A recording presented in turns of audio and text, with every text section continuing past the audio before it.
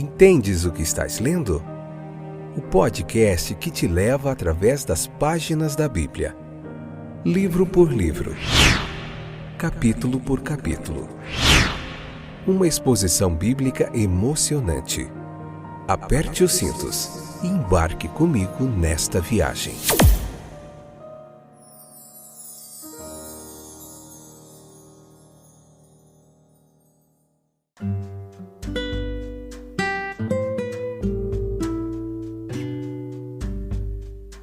Olá, meus queridos companheiros de viagem através das páginas da Bíblia. Esse é mais um episódio do podcast Entendes o que estás lendo.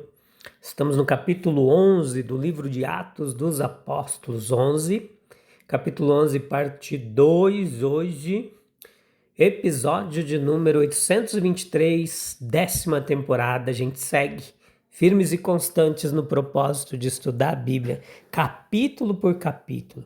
Aqui você encontra uma exegese clara, objetiva do texto sagrado, muita teologia bíblica gratuita, um toque aí no seu celular, tá bom? Você é interessado de aprender mais da palavra de Deus, a gente está aqui contribuindo com nossa bagagem de mais de 30 anos aí de ensino e aprendizado do texto bíblico.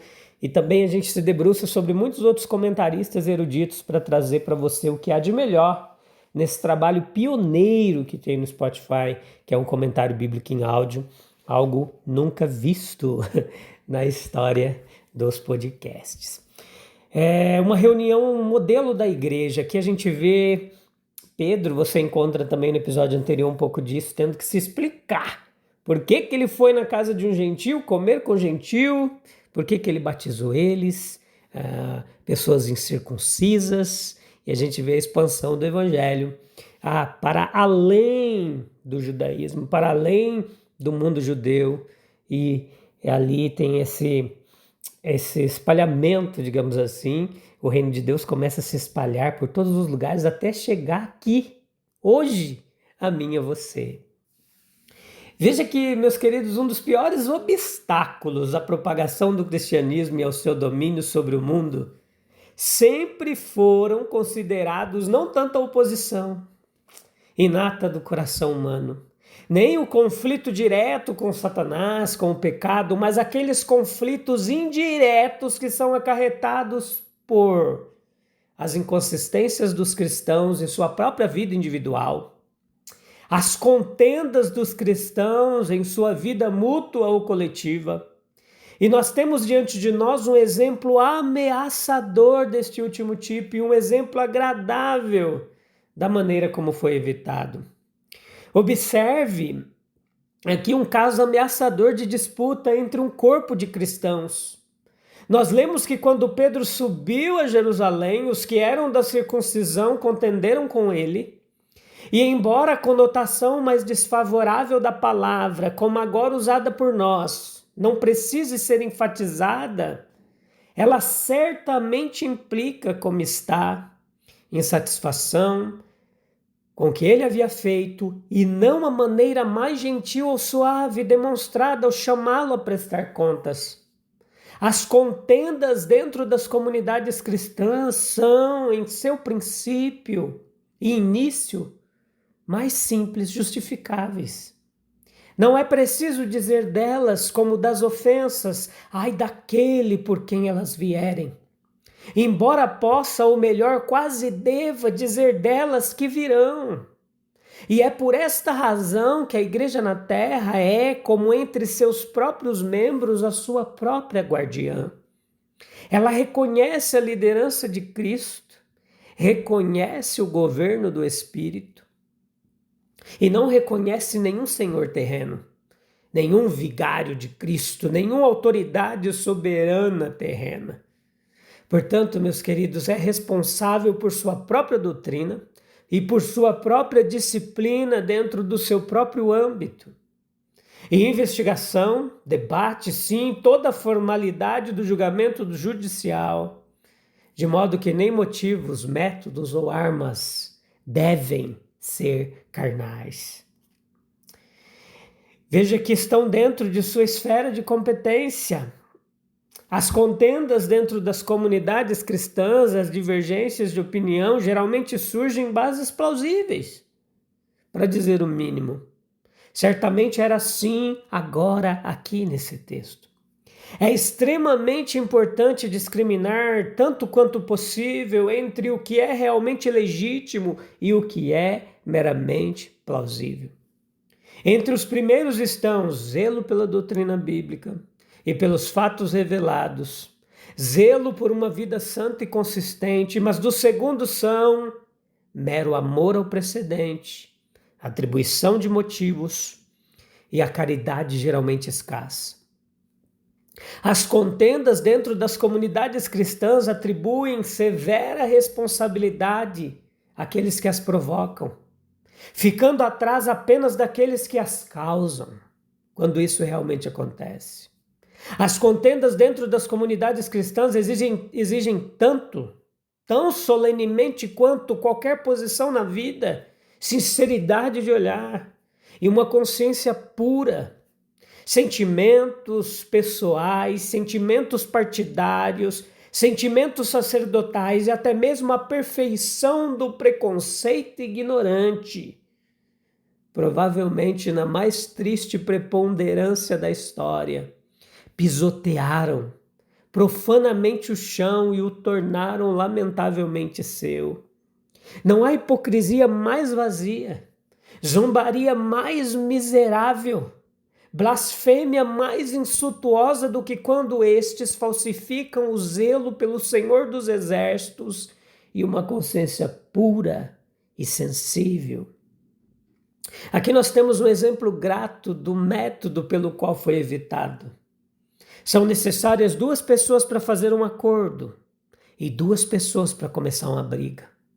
E para que uma reconciliação seja genuína e tenha elementos duradouros, ambas as partes devem fazer a sua parte. E assim era aqui. Pedro fez o que estava ao seu alcance para remover a causa da ofensa e explicar a dificuldade. Ele parece ter sido taxado de forma um tanto ríspida. No entanto, ele não se controla, embora controle o temperamento. Ele não se mantém em sua dignidade e se recusa a prestar contas de si mesmo, de seus atos, até ser abordado de forma um pouco mais branda e respeitosa. Ele não afirma simplesmente que o que fez, o fez sob uma convicção avassaladora do seu dever. Ele não afirma positivamente, embora tivesse todo o direito de saber que o que fez era certo e totalmente correto. E não há 2 opiniões sobre isso entre qualquer homem de entendimento e princípios. Descartando todos os começos irritantes e agravantes, ele até mesmo renuncia a qualquer expressão de reivindicação, à confiança dos irmãos, e em vez disso, ele conta sua história de forma conciliadora. Conta tudo, do começo ao fim, sucintamente. Ele narra as revelações que lhe foram feitas, versículos 5 ao 10. Ele apresenta os fatos que poderiam ser facilmente refutados, se incorretos, versículo 11. E ele cita como exemplo seus companheiros, 6 irmãos, que foram testemunhas de tudo o que ele havia feito e agora estavam na posição de testemunhas por ele, versículo 12. Tanto a memória deles, ele tenta a memória deles citando apenas a sua própria, versículo 16. E ao concluir, ele mesmo não pronuncia um veredito dogmático para si mesmo, mas sim ele pergunta se seus ouvintes acham que o caso admite algum veredito diferente daquele que ele, em sua conduta prática, havia dado. É digno de nota quão diferente o resultado poderia ter sido se Pedro tivesse começado com essa pergunta em tom intimidador. Mas ele não começou com ela. E quando, com a gentileza cristã, ele agora conclui: todos estão prontos em sua resposta para absolvê-lo de qualquer culpa. Eles veem com os olhos dele, são um com ele. Por outro lado, aqueles que a princípio possivelmente questionaram a conduta de Pedro de forma bastante peremptória, podem ser observados com algum elogio agora. Presumivelmente, estes eram alguns dos seus companheiros, apóstolos, irmãos, versículos 1 e 2. E quanto à disposição deles, deve-se notar favoravelmente que se tivessem começado se colocando um pouco errado no que diz respeito ao tom, não persistiriam nisso. O ofensor é frequentemente o último a ceder e a perdoar.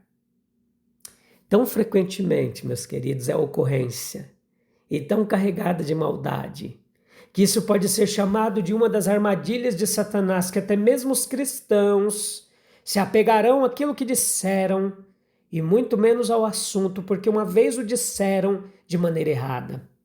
Olho, mente e coração se fecham em deferência a um fato humilhante. Eles proferiram tanto som em tom errado. Bem, este não era o caso agora com aqueles que chamaram Pedro para prestar contas. Eles deram a Pedro uma audiência paciente, sem dúvida, que logo se tornou fascinante. Eles aceitam sem questionar cada declaração que ele faz, desde que pretenda ser uma declaração do fato, de fato. Não há subterfúgios, nem tentativa de questionamento. Este era o dever de Pedro em qualquer circunstância. Mas até mesmo companheiros cristãos, eles são às vezes cautelosos em questões de justiça uns com os outros. No momento certo de ceder, eles cedem de coração. Eles calaram-se. Foi uma verdadeira vitória da bondade. Melhor do que isso, enquanto se calam de culpar Pedro, eles abrem a boca para glorificar a Deus. E o seu modo de ceder revela a verdade e a honestidade neles desde o princípio. Mesmo que estas se manifestem de maneira um tanto despretensiosa, dúvida, perplexidade, um pouco de aborrecimento, semblante carregado, tudo desaparece em um instante. Ansiedade e desconfiança reprimidas são aliviadas. Eles se alegram em ouvir e serem persuadidos pelas coisas agora repetidas sobre Pedro. Não são invejosos nem se mantêm excludentes, mas acolhem com satisfação a admissão da grande irmandade gentia, a família de Deus e ao arrependimento para a vida. E o final daquele encontro foi paz e alegria, sim, paz e alegria no Espírito Santo. O versículo 18 nos esclarece, desse capítulo 11, que houve um arrependimento.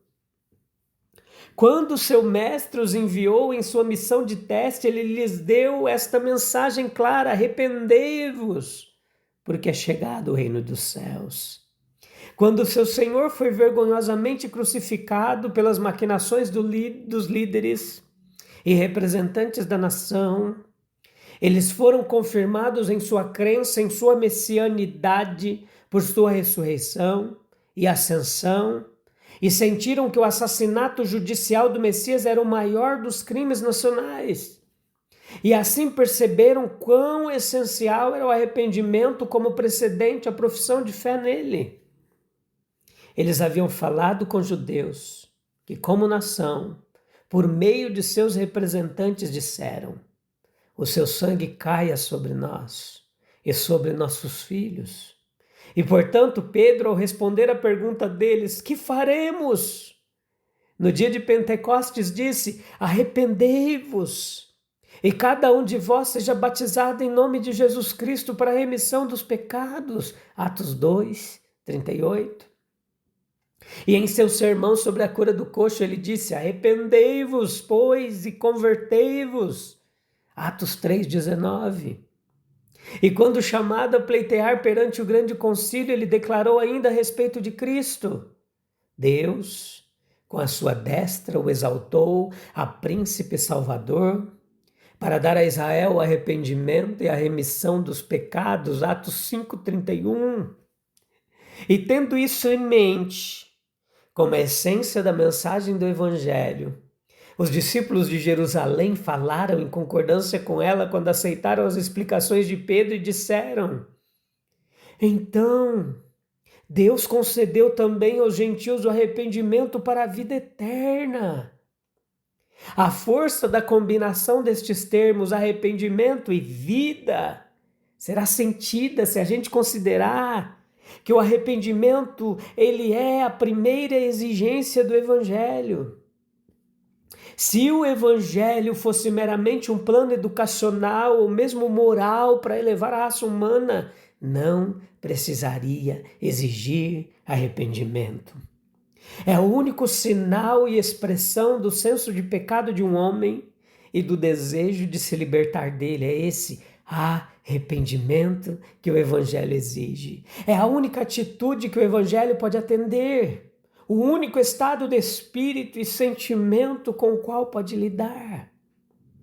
O homem está fechado e se vê limitado à salvação divina, à redenção pela graça, até que se arrependa verdadeiramente e sinceramente. E assim sinta a necessidade, o valor do perdão, da cura e da vida divinos.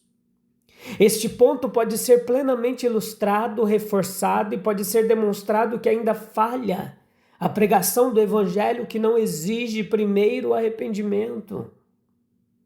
O grande discurso de Paulo aos eruditos atenienses tem este ponto e aplicação. Em Atos 17:30, Deus, não levando em conta os tempos da ignorância, ordena agora que todos os homens em todo lugar se arrependam. Se a igreja não vigiar seu próprio coração e não preservar a comunhão fraterna, como poderá ser luz para o mundo? Se o arrependimento é a porta para a vida eterna, porque ainda tantos resistem a entrar por ela. Louvado seja o nome maravilhoso e glorioso de Jesus. Ah, Senhor amado, dá-nos um espírito humilde para ouvir a Tua palavra, um coração pronto a se arrepender, a perdoar, e que a Tua graça seja derramada poderosamente sobre nós, fazendo com que os nossos corações vivam em um arrependimento constante diante da Tua presença. Essa é a única forma. Após o arrependimento, seremos capazes de desfrutar da paz e da alegria que só o Teu Espírito que habita em nós pode proporcionar. Em nome de Jesus. Amém, amém e amém. Deus abençoe grandemente sua vida, meu querido ouvinte. Que essa palavra te abençoe, te renove, te transforme, te edifique, te regenere. E a gente volta no próximo episódio, tá bom? Sem falta. Eu e você se encontram lá. Um abraço, Deus abençoe. Até breve. Tchau, tchau.